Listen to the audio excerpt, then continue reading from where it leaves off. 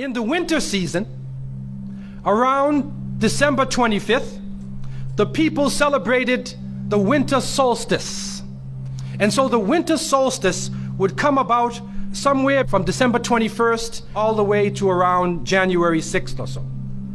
And so the people of the North would celebrate different holidays, have different occasions based upon the winter solstice. In the wintertime, there is a period where there is no light. You are literally in darkness 24 hours of the day. And this stretches for a period of time. Now, could you imagine if you're living in Alaska or living in Canada or living in Norway and you don't have central heating and the cold is outside, it's darkness around you, people are dying from disease, it's a terrible time, and every family would probably lose somebody, or they would know of somebody dying from the cold and disease during that season. This is the winter solstice. And so when the sun starts to come out, the people now are looking at the sun as a life-giving force. And so during that time, a number of ceremonies were held in northern countries.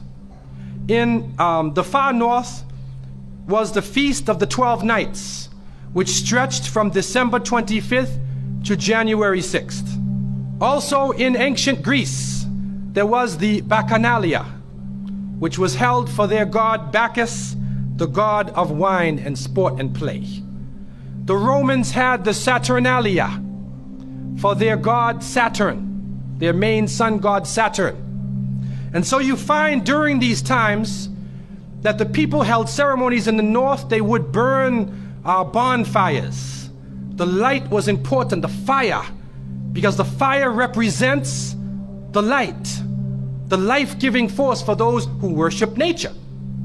Also in the north, they recognized that there was one tree that despite the cold would still remain alive, the evergreen tree, the fir tree. And so in some cases they would take this fir tree, believing that there was powers of life within the tree, and they would put it in their homes, set it there and put a light on the top of it, or burn them in the front, or they would make mistletoes and put them over their doorways, a type of what we would call ta'weez or tamima. It is an amulet. And they would hang the amulet over their doors, hang the amulets in their home, hoping that this fir tree, that this so-called life-giving force would protect them from the danger of the winter. And so their ceremonies developed around this. And this went on for hundreds of years.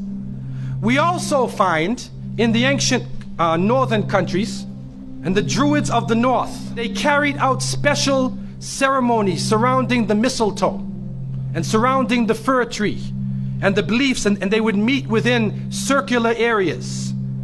And they had a secretive cult that spread throughout the far northern countries. One of the interesting individuals, and you can look this up if you can find it in the dictionaries or encyclopedias, is a man called Mithra or Mithras. This is a very mysterious character. And when you look at history, you find that this individual called Mithra was born on December 25th. His day of the week was the 7th day of the week, that we still call Sunday. He was supposed to be the son of the sun god himself, and they had a special sacrament made up of bread and wine, and they would make this drink during this time, and supposedly he died for the sins of the people. Sounds familiar, doesn't it? But when you try to find Mithra or Mithras in the encyclopedias, they, through state intervention, erased the name. Why is this? That is because after the time of Jesus, Isa alayhi salam, when the message began to spread and they went north, and you'll see within historical writings that Barnabas, one of his disciples, met a man named Saul or Paul, who later called himself Paul.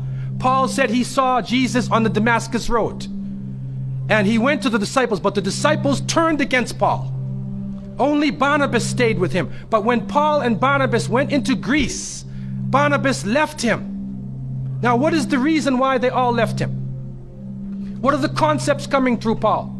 Many people say, well, they left him because he was Saul before and he used to torture the early followers of Isa alayhi salam. But also you can see, and if you look at present day Christianity, that most of the concepts of the Trinity, of the blood sacrifice, the original sin, and most of the concepts which relate to more than one God are coming through Paul. The preachers are quoting Paul sometime more than Jesus during their sermons. And so Barnabas left Paul. And somewhere in the early days, in Rome or Greece, somewhere in that area, those missionaries who were teaching the teachings of Jesus, Isa alayhi salam, met with this force coming from the north. And so you will see in ancient Roman history that in some cases the Roman emperor would go out to the Colosseum and the gladiators would be fighting each other and everybody's cheering for the gladiators. Sounds like one of our football games.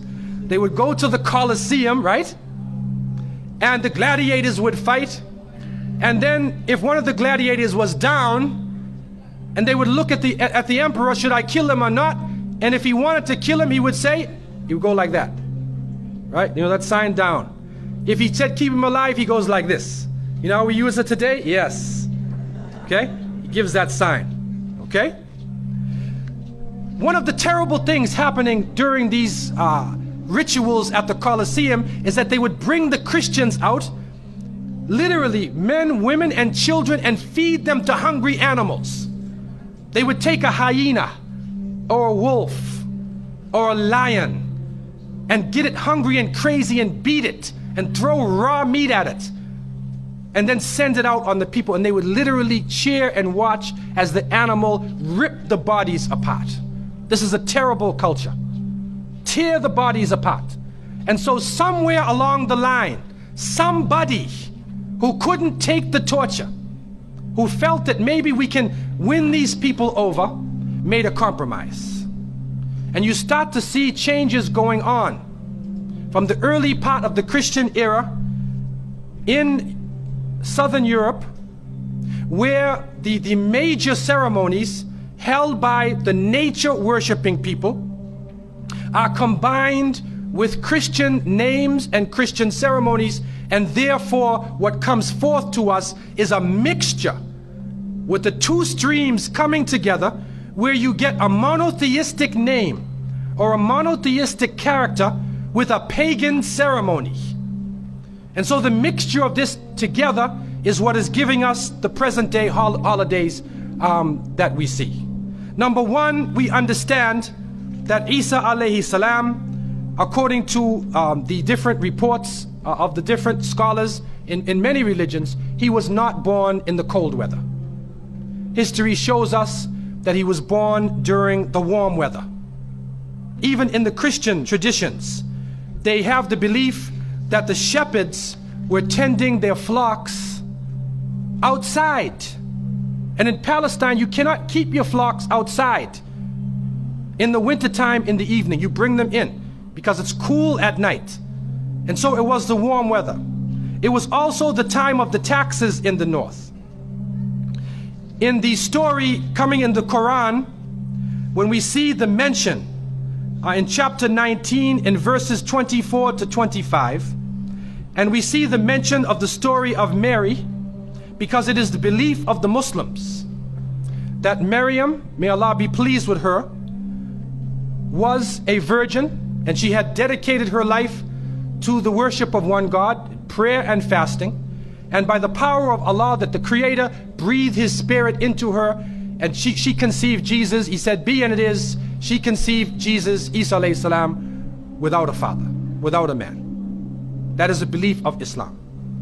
It is also a belief that when she felt the pain of the pregnancy, that the angel came to her and told her to go outside of the city. She went outside of the city to a remote area, and there she found a palm tree, and she found water. And it was speaking about rutub janniya. It was speaking about a type of rutub, or a type of dates. And those who know, who have lived in the desert area, know that when the dates become ripe, when you start to see the color of the dates change, because dates are not brown, you know. Dates are originally red and they're yellow, they're other colors, but they turn the brown. It's at the height of the heat that the dates become ripe. And so it's at that time that she gave birth to Isa alayhi salam. So from different points of view, different historical points of view and different religions, we understand that Isa alayhi salam was not born during the winter season. He was born in the warm weather. So who was it that was born in the winter season? What is that? Who is that character now? Let us become detectives and try to find out the answer to this problem. Number one, you have to understand this concept of Saturn, the concept of Bacchus. When they are portrayed by the different artists who drew pictures of them or the sculptures, they're usually portrayed as a heavy-set man with a white beard. And when in the Sistine Chapel, Michelangelo drew his picture, you could see the long flowing beard, and there are actually pictures of this man on a sled being drawn by snakes with wings. Snakes with wings. Snakes do not normally fly. But in this case, the snakes have wings, and the heavy-set man is on his sled being drawn by these flying animals. Sound familiar to you now, doesn't it? He's being drawn by the flying animals. He's performing miracles. He's coming out on December 25th, which is not the birthday of Isa alayhi salam, has nothing to do with Christianity. It is the time of the Bacchanalia and the Saturnalia, and he is representing riotous fun, drunken reverie. And so what happens on Christmas, the Christmas season, especially in America, people today are not even thinking about Isa alayhi salam. They're not even thinking about Jesus. They're looking how they can get drunk. On Christmas, what is going on? In the Caribbean and many parts, if they offer you a Christmas pudding or Christmas pie or Christmas drink, watch out. Because it's probably laced with rum or wine. That's the spirit of the season.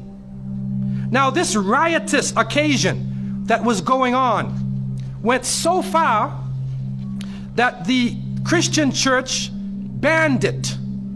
And the Church of England, according to historical sources, actually banned it all the way to 1647. It was prohibited in England to celebrate Christmas because they saw Christmas as being a pagan holiday. This is an official position taken by the Christian church, the Church of England, who were known at that time as Puritans. What happened was an individual was superimposed. A name was superimposed. We hear about the name of Saint Nicholas. Saint Nicholas. Now, Saint Nicholas himself is actually coming from the ancient writings of Beowulf. And in these writings, which are done in the Scandinavian region, we find the name Nick or Nickel or Nicker. He was known as a demon, the demon of the north. He was known as the evil spirit of the north, the name of Odin, the evil principle. And so in Germany and in many of the northern countries, the people actually looked upon this so-called Saint Nick as being an evil force, and they would tell their children in the wintertime, don't go outside, because if you do, Nicholas will come along, Nickel will come along, he'll capture you, put you in his bag, and take you away. And so they used it as a negative concept. In Isaiah, in what is left of the Bible, in chapter 4, in 14:13, the devil is known as the prince of darkness. And it is an understanding that his throne, the seat of his power, is in the north. Somewhere in the north is the seat of power of this evil. And so the Germans also, when they depicted this Nicholas, or this Pelznickel, as they would say, Pelznickel in German, it means a furry devil. When they depicted him, they depicted him as a man with red fur. He had red fur coat, and his base was in the north, and he was the essence of evil.